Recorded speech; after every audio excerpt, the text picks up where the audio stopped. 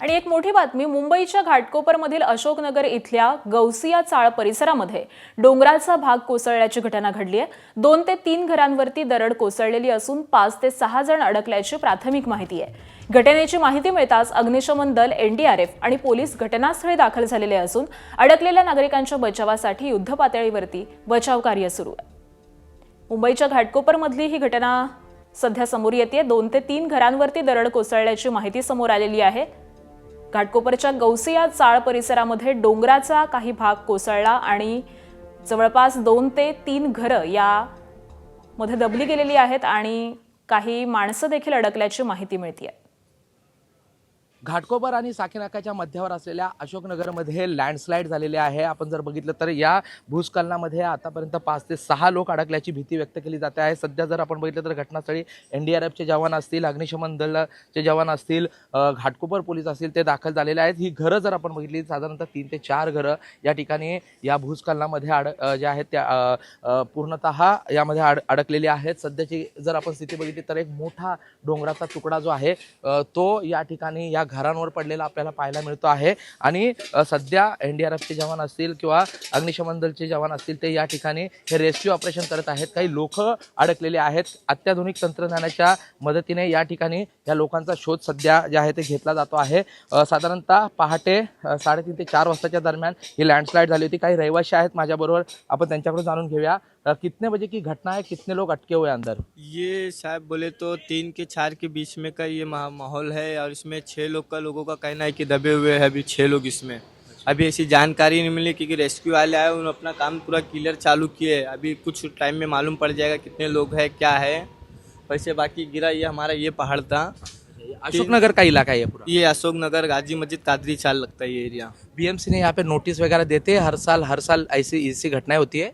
जी नहीं, ऐसा बीएमसी का भी तो लोगों से कुछ कहना आया नहीं कि नोटिस दी बीएमसी ने हमें कुछ चीज़ का टकरान कोई कार्रवाई कुछ ऐसा नहीं। अब लोग जैसा रह रहे थे वैसे हादसा हुआ ही। प्रशांत बडे, माझा, मुंबई। आणि या सगळ्या संदर्भामध्ये आपण आत्ताचे अपडेट्स जाणून घेऊयात। आमचे प्रतिनिधी प्रशांत बडे सध्या आपल्यासोबत आहेत। प्रशांत, हे रेस्क्यू ऑपरेशन नेमकं सध्या कसं सुरू आहे? किती जण अडकलेले आहेत आणि काही जणांना वाचवण्यामध्ये यश आलेलं आहे का? काय अपडेट्स मिळतात? सध्या जर आपण बघितलं तर मी त्याच घटनास्थळी उभा आहे ज्या ठिकाणी आपण बघितलं तर हे रेस्क्यू ऑपरेशन सध्या सुरू असलेलं आपल्याला पाहायला मिळतं आहे। एनडीआरएफचे जवान जे आहेत ते आपण बघितलं तर या ठिकाणी मोठ्या शर्थीचे प्रयत्न करताना आपल्याला पाहायला मिळत आहेत।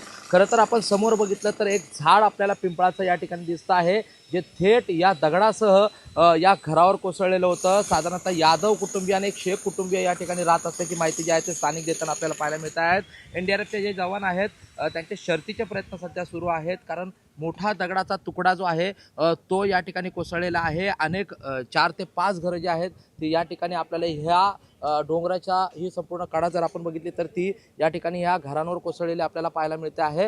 एनडीआरएफ जवानांची तुकडी असेल, अग्निशमन दल असेल, हे साधारणतः गेल्या 1.5 ते 2 तासापासून या ठिकाणी रेस्क्यू करण्यासाठी जे आहे ते काम सुरू आहे। खरं तर या ठिकाणी जी माहिती मिळते आहे ती 5 ते 6 जे या ठिकाणी या घरामध्ये असलेल्या 2 ते 3 घरांमध्ये असलेले लोक जे आहेत ते यामध्ये ट्रॅप झाल्याची माहिती मिळते आहे।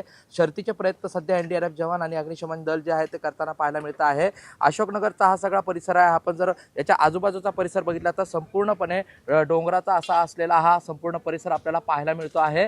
या ठिकाणावरून हा समोरचा जो डोंगर आहे त्याचा एक मोठा तुकडा जो आहे तो थेट खाली घरांवर कोसळलेला आपल्याला पाहायला मिळतो आहे। आणि त्यामध्ये आता ही जी लोक आहेत, अडकलेली लोक आहेत, त्यांना काढण्याचे प्रयत्न सुरू आहेत। साधारणतः 3 ते 4 वाजताच्या दरम्यान ही दुर्घटना घडलेली होती। लोक जे आहेत ते साखर झोपेत असताना आणि प्रचंड पाऊस,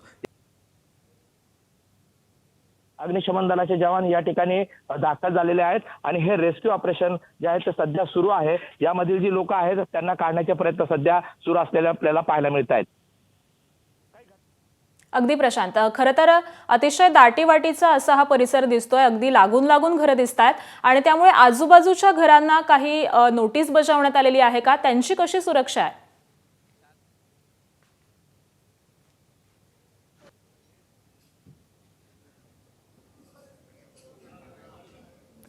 तर काही कारणाने प्रशांत यांच्याशी आमचा संपर्क तुटलेला आहे, मात्र पुन्हा एकदा त्यांच्याशी संपर्क साधण्याचा प्रयत्न करूयात।